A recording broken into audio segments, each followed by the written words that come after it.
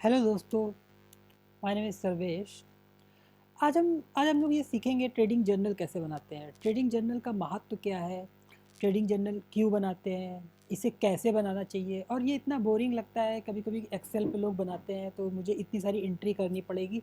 But जो मैंने Excel design करी है उसमें मैक्रोस की मदद से आप में आधी से ज़्यादा चीज़ें आपकी पॉपअप होंगी, जैसे कि आप क्या रूल बना रहे हैं, उस रूल का आप कौन सा रूल फॉलो कर रहे हैं उसे आप ड्रैग डाउन से कर सकते हैं। जैसे कि मैं आपको यहाँ पे दिखाता हूँ।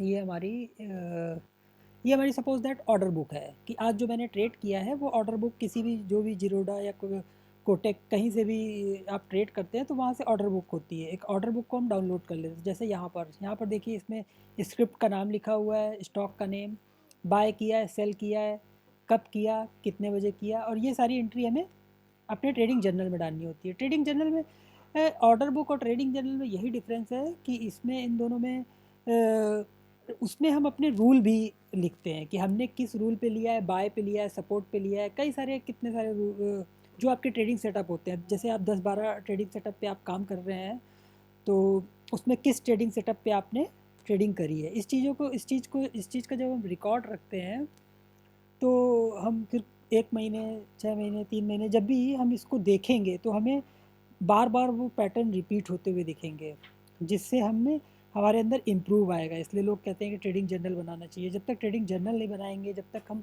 ऐसे रैंडम ट्रेडिंग करते रहेंगे तो हमारी एक्यूरेसी अच्छी नहीं आएगी। और इसमें कोई भी, जैसे हम बुक पढ़ लें कि सपोर्ट पे बाय करो, रेजिस्टेंस पे सेल करो, ऐसा एक्चुअल नहीं होता है। जब आप खुद से इसको करना स्टार्ट करते हैं तो आपको समझ में आता है तो उसमें क्या बारीकियां हैं, कब सपोर्ट सपोर्ट की तरह काम करता है, कब रेजिस्टेंस रेजिस्टेंस की तरह काम करता है।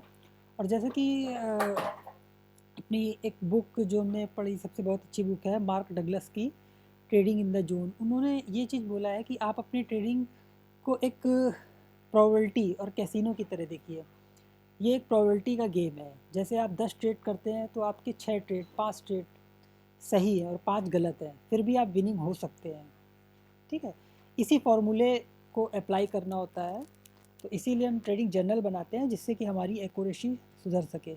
और ये जो ट्रेडिंग जर्नल मैंने बनाया है, इसे आप डिस्क्रिप्शन पे मैं आपको लिंक दे दूँगा, जहाँ से आप ये ट्रेडिंग जर्नल आपको मिल जाएगा। ये देखिए, ठीक है। जैसे कि एंट्री डेट क्या है, कब लिया, सपोज दैट मैंने एंट्री डेट ये ले लिया। ठीक है, 22 को अपने ऑर्डर बुक से ही बस सिंपल लेना है। इसको यहाँ पे मैंने डाल दिया। ठीक है, स्क्रिप्ट का name, what was the script name इसको डाल देते हैं। आपका यदि कोई स्टॉक है तो आप उस स्टॉक को, उसकी एंट्री कर सकते हैं।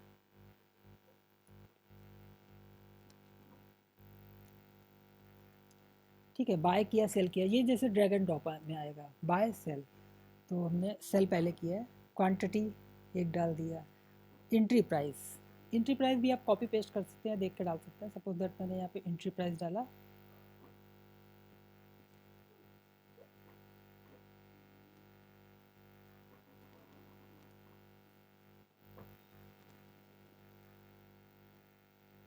एग्जिट डेट टाइम, हमने इस स्क्रिप्ट पे कॉपी किया।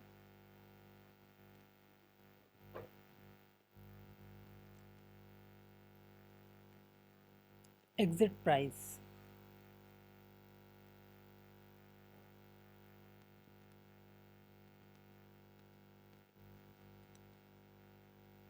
अपना 57।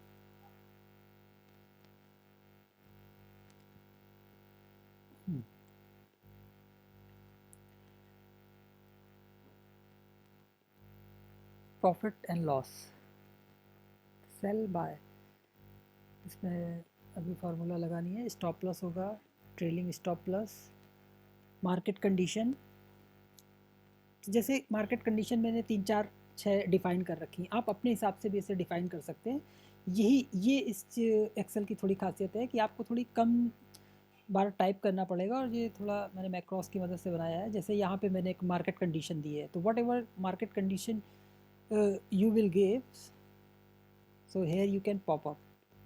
यहाँ से आप देखिए ये निकाल सकते हैं, ठीक है।